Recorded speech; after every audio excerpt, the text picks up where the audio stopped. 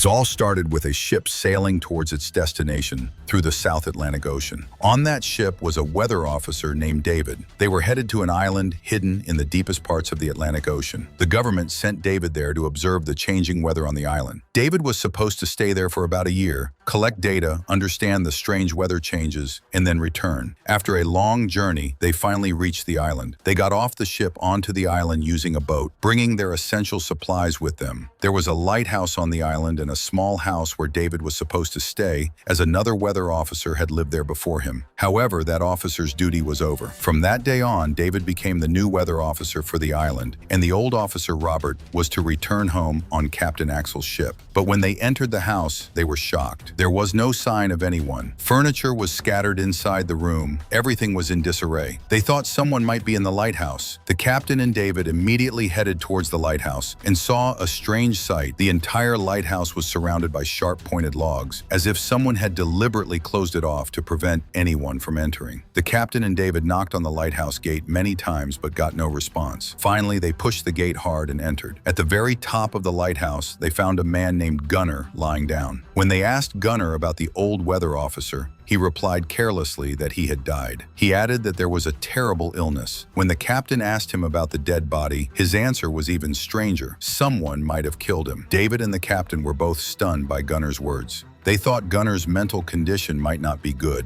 but until they found the old officer, there was nothing they could do. The captain told David he could still return with them if he wanted, but David knew if he could give the government an accurate weather report for the island, he could get a lot of money, and he needed money anyway, so he decided to stay. The captain gave him a gun for protection, hinting that the place might not be as safe as it seemed. After the captain left, David tidied up the house, making it livable. In a room drawer, he found the old officer's diary. That officer had set foot on the island in 1913. The diary contained a lot about the island, but everything wasn't clear. Some things were incomplete. David read every line carefully. The diary also had sketches of strange animals. David didn't understand why he had drawn such pictures. Perhaps he was alone and did it to pass the time. On one page of the diary, there was also a photo of his wife. David got tired reading the diary and slowly fell asleep. The next morning, David started his work, but as he approached the sea, he stopped. Some stones were strangely arranged among the rocks, with some seashells placed between them in an odd pattern. David thought Gunnar might have done all this. With that thought, he went back to his work, collecting weather data, the job he came for. While working, when he looked at the lighthouse through binoculars, he saw another person with Gunnar. But then he thought it might be his imagination. It was night, and David was busy with his work. Suddenly, there was a knock on the door. He thought it might be Gunnar. David called his name but got no reply. Carrying a lamp, as David moved forward, strange noises echoed in his ears. Then he saw a hand of a strange creature trying to come in from under the gate. The hand wasn't human. David's heart filled with terror. He immediately ran to the basement and hid there. Soon that mysterious creature entered the house. It was searching for David by sneaking around. Through a small crack in the basement, the creature's terrifying eyes stared at David. David picked up a knife. He plunged the knife with all his might. The creature shrieked and ran away, but it could come back anytime. David strongly closed the basement gate, tied it tightly with a rope, and spent the entire night awake there, under the shadow of fear. The next morning, when David went out of the house, he saw some marks on the sand. The footprints weren't human-like. The marks ended directly towards the sea. Now David understood everything. He understood why Gunnar had put pointed logs around the lighthouse, probably for that strange creature. And now David knew this house wasn't safe for him at all. Perhaps that creature would return again tonight. Terrified, David ran towards the lighthouse. He shouted at Gunnar to open the gate and let him in. But Gunnar didn't let him in and told him he should have returned with that ship. David returned disappointed, but now he had to make his house safe. He boarded up every window of the house with wood. He made a barrier of pointed logs all around and placed old papers and books outside the gate. Then he poured oil on them so that if the creature returned, it could be scared away with fire. But there was one thing David didn't know yet, and he was about to find out tonight. Luckily, he found an old box inside the house. In that box, there was a gun and many bullets. Seeing this gave him a little courage, but the fear was still alive. As the sun set, David sat quietly in a corner of the house, gun in hand. Then a strange sound was heard, and when David moved towards the window, not just one, but many of those strange creatures emerged from the water and were all moving towards his house. In a short while, they started trying to break the gate. David immediately started firing. Some creatures fell, but the others became even more violent. They were now trying to get inside the house. As their numbers increased, David wasted no time and set fire to the papers and old books placed outside the gate. Seeing the fire, the creatures retreated back into the sea, but now the same fire had reached David's house. David immediately wrapped himself in a sheet to protect himself. He broke the gate and went outside, hiding behind a large rock near the lighthouse. His right hand was badly burned. Luckily, it started raining at that very moment. The fire slowly began to extinguish, but even after a night of rain, David couldn't save his house by morning. Now, if David wanted to survive, he would have to take shelter in the lighthouse. He picked up his rifle and hid among the rocks near the lighthouse. When Gunnar came out of the lighthouse to get water, David followed him. His intention was to hold him at gunpoint and enter the lighthouse. But suddenly, as Gunnar aimed his gun at him, a strange creature that was near Gunnar attacked him. That creature was Gunnar's protector. Gunnar immediately stopped David and said, "This is my pet." David didn't shoot but set a condition. If he wanted to live, he should be allowed to stay in the lighthouse. He had enough gunpowder for a year and enough food for both of them to survive. Gunnar remained silent for a while, then slowly agreed. Before evening, both returned to the lighthouse with the remaining food. The next morning, the creature was quietly licking David's hand, as David was in a deep sleep. In a short while, his hand healed significantly. All this was a shock for David. Aside, it was hard to believe what was happening before his eyes. At the top of the lighthouse, David saw Gunnar counting the bullets they had gotten from the gun.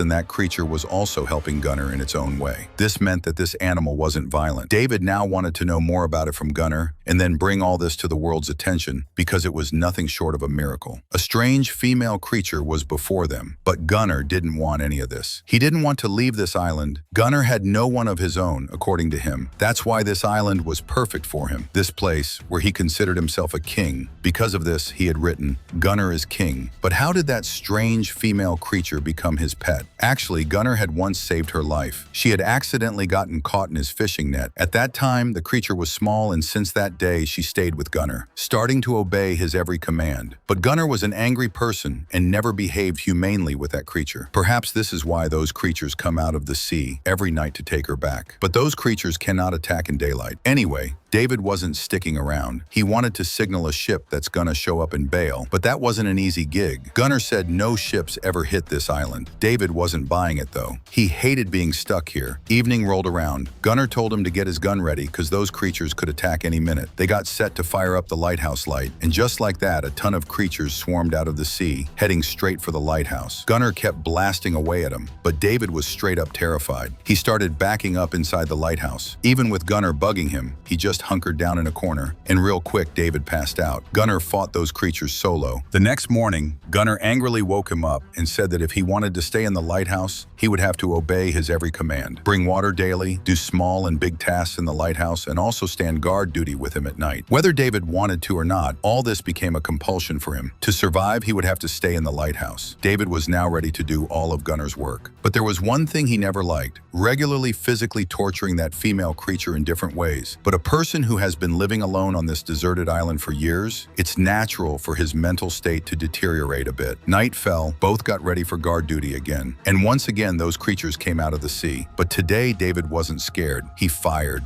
But today, Gunnar didn't do anything. He left David outside and closed the lighthouse gate, and he himself sat quietly inside so that David could learn how to fight these creatures. David screamed for help, but Gunnar didn't help him. David faced the creatures alone until dawn broke. In the morning, Gunnar saw David sitting outside the lighthouse gate covered in blood. Now he had learned how to fight these creatures. The fear inside him was gone. Time passed in this way, fighting those creatures at night and handling Gunnar's lighthouse work all day. This island had now become like a closed house for him. He constantly thought about when he would leave this place, when he would be free. Over time, David developed a strange friendship with that female creature. David started to feel bad for her now. Now he understood how difficult it was to live alone, leaving one's own people. Perhaps that creature also felt something similar. David even gave that creature a name, Nereus. And then one day they saw that the attacks of those creatures were slowly decreasing. David thought perhaps they went somewhere else in winter, like whales do. Or perhaps they understood that fighting these two would achieve nothing. But Gunnar clearly told him, no, they would attack again. Now they were reproducing and their numbers were increasing. One night after dinner, Gunnar and David started playing chess to pass the time. But this is where Gunnar made a big mistake.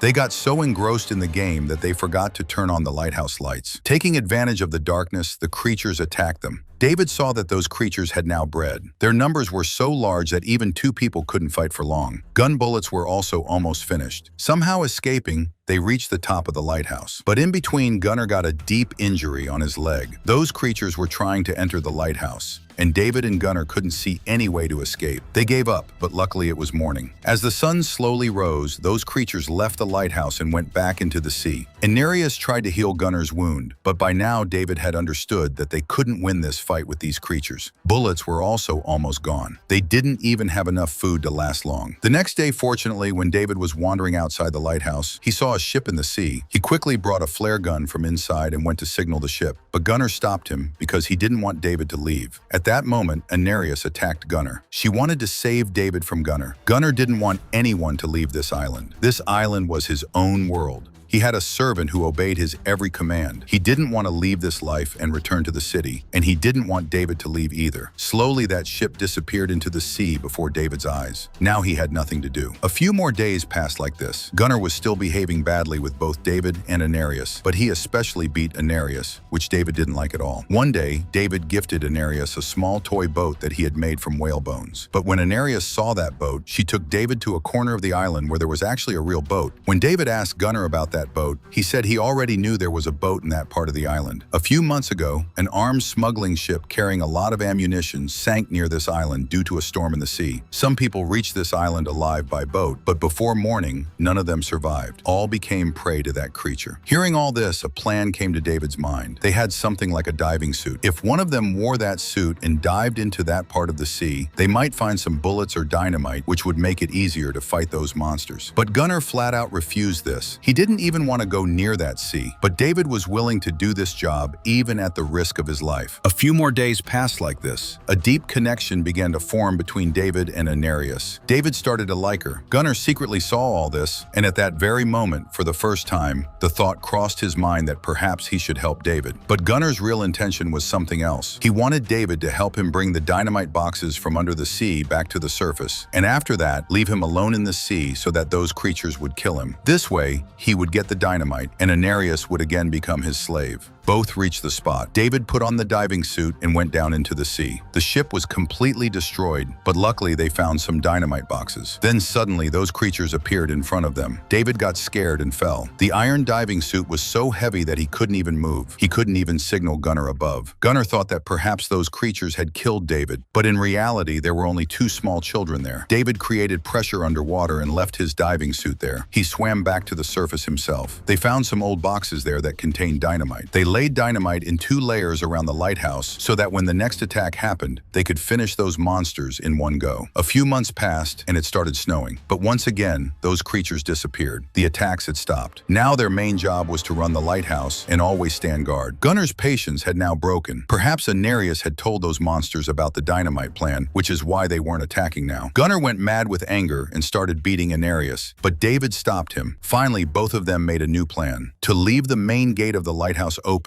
so that as soon as those creatures came near, they would be blown up with dynamite. In a short while, those creatures started coming out of the sea. They moved directly towards the main gate and attacked David as soon as they entered. David also showed courage and clashed with those monsters. As soon as those creatures reached the lighthouse, Gunnar pressed the dynamite lever, but there was no blast. David had disconnected it. He had forgotten to reconnect it. David immediately ran upstairs and started connecting the dynamite wire. By then, those creatures were trying to climb the lighthouse, and only Gunnar was trying to stop them alone. As soon as the connection was complete, David blew up the first layer. Many creatures were destroyed in the blast, but there were still many monsters ready to attack the lighthouse. Because of this, Gunnar also blasted the second layer. Both fainted in this terrible explosion. The next morning, when both regained consciousness and Nereus wasn't there, dead creatures were scattered all around. Gunnar was killing all those who were alive but injured. Then David's gaze fell on a necklace hanging around the neck of one of them. And at that moment, David realized his biggest mistake. The creatures they had considered violent until now were also civilized like humans.